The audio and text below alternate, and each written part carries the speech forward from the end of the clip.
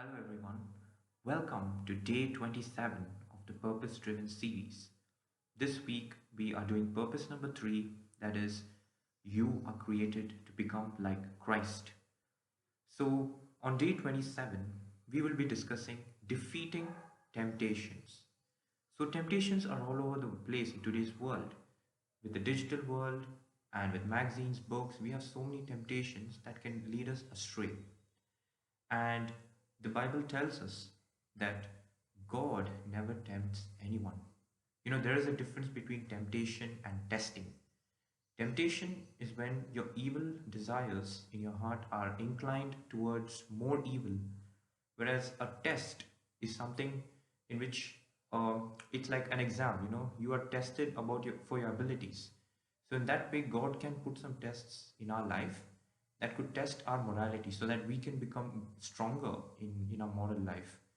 So in this chapter, Pastor Rick Warren begins by saying that God never tempts anyone, first of all, because God is faithful.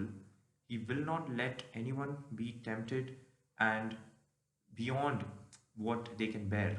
Okay. So even though the devil tempts all of us, God has already given us the grace to resist the temptation.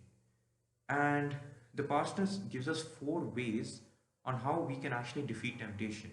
Number one, refocus your attention on something else. Often we fight thoughts with thoughts. As temptations always begin with the mind, we could be fighting thoughts with thoughts. And in this process, we could actually be giving more power to the devil. Because the more we think about that evil thing, it could be gossiping, it could be lust, it could be gluttony, it could be any evil area. So the more we focus our energy on that, the more we give power to it. So we do not have to fight thoughts with thoughts, but we could refocus our attention on something completely different.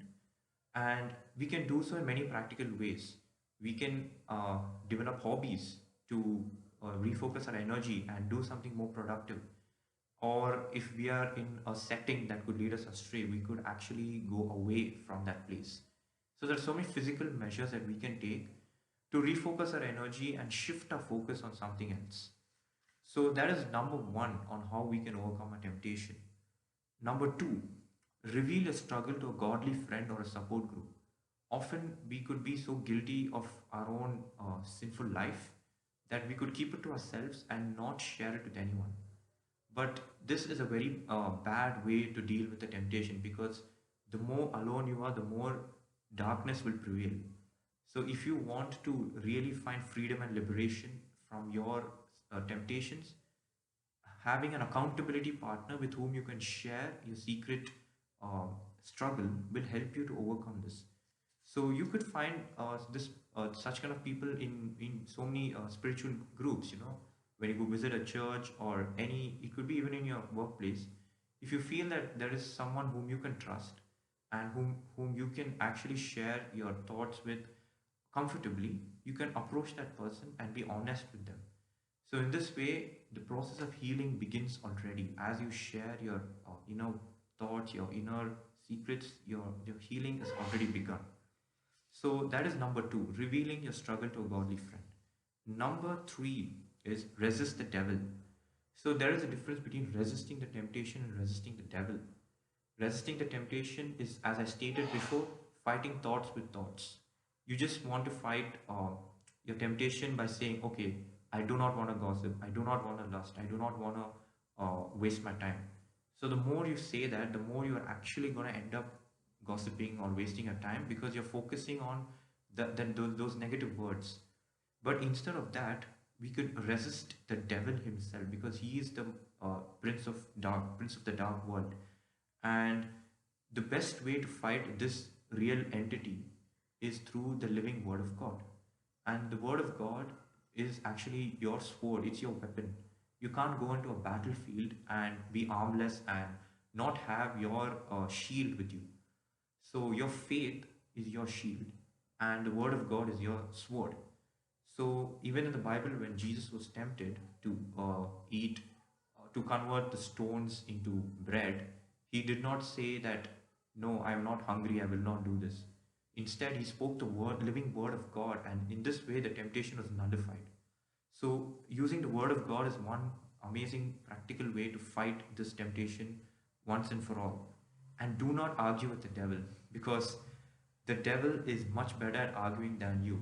He has been practicing it for thousands of years. So the devil is much more experienced when it comes to arguing. It all started with arguing with the devil in the Garden of Eden, when Eve was inclined to the devil's temptation by actually having a conversation with the devil.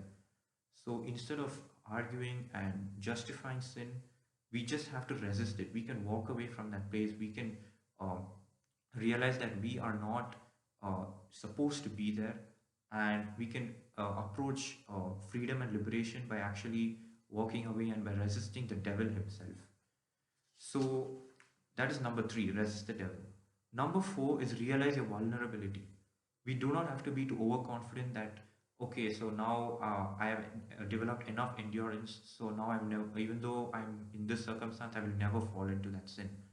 So that is a wrong way of understanding our own abilities, because being too self-confident also is not correct.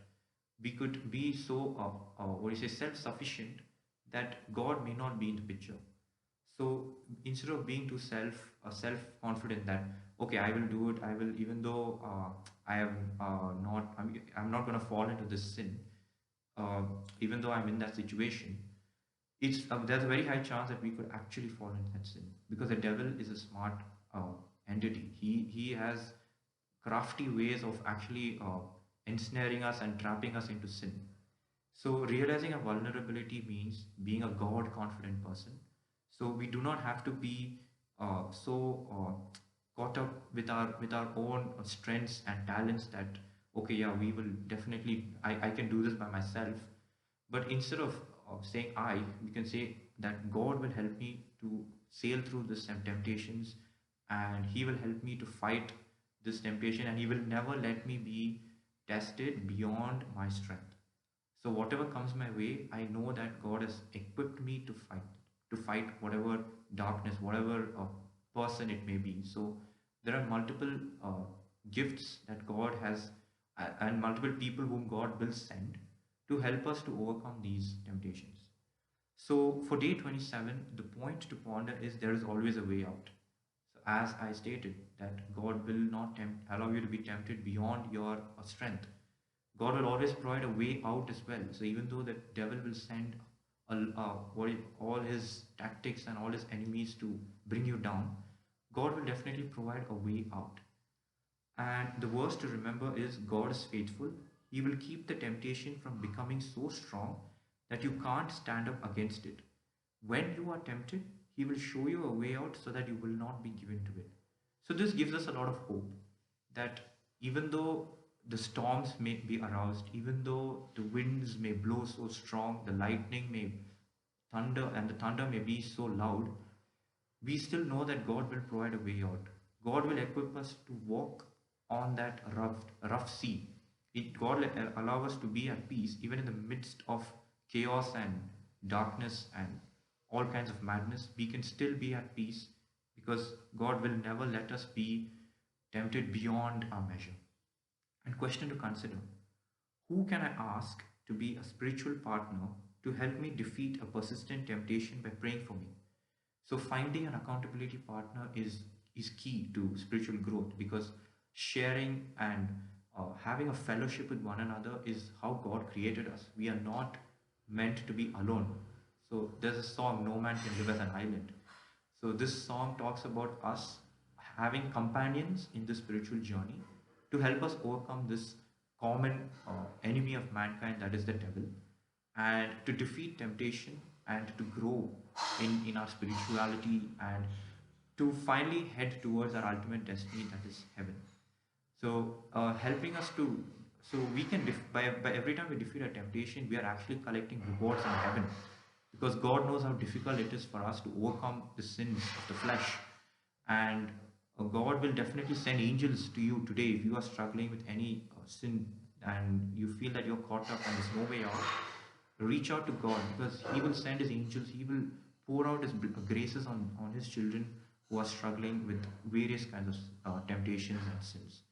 So that summarizes day 27. Defeat temptation. The four ways are: refocus your attention on something else. And the second one is reveal a struggle to a godly friend or a support group. Number three, resist the devil. And finally, realize your vulnerability. Thank you all. Have a great day.